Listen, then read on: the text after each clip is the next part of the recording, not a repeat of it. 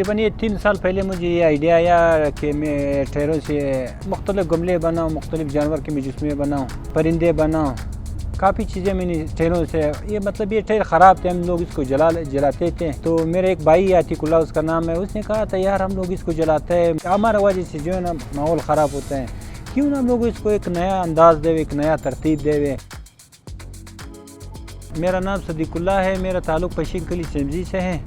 میں ٹھیروں کا کام کرتا ہوں جو کافی عرصے سے میرے والد کرتے تھے. خراب ٹھہرے، یہ نکارہ ٹھہرے، اس کو ہم لوگ جلاتے ہیں. تقریباً 80-90% لوگوں کا یہی خیال ہے کہ یہ ٹھیر کو جو ہے نا، خراب ٹھیر کو جو ہے نا جلانے کے علاوہ اس سے کوئی کام نہیں لے سکتے. نہیں، ہم لوگوں نے اس کو ایک نیا ترتیب دیا، اس کو نیا انداز دیا. تقریباً ہم لوگوں نے اس سے کافی چیزیں بنائے، اس کو گھریلو کے استعمال میں لایا، پارکوں کے استعمال میں لائے خراب ٹھیروں کے.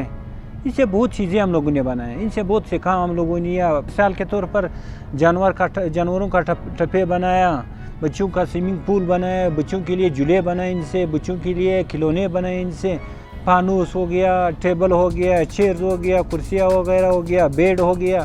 یہ تقریباً 100% ماحول دوست ہو سکتا ہے، اس لیے کہ ٹھیر کا جو غرض ہے، ٹھیر کا جو حق ہے، یہ باقی چیزوں کی مقدار سے اس کا بہت مختلف ہے، اس کا بہت تیز ہے. مطلب یہ انسان اس سے کافی متاثر ہوتا ہے، اس کے غرض سے، اس کے آگ سے. لوگوں کو تو میں نے نہیں دیا، ہاں، مگر میرے ایک گھر ہے، اس کو میں نے تقریباً ایک پارک کی شکل دی ہے. وہ مطلب بچوں کے لیے میں نے بہت سی چیزیں بنائے، جھولے وولے وغیرہ. مطلب ایک چھوٹا سا پارک اپنے گھر میں نے بچوں کے لیے بنائے.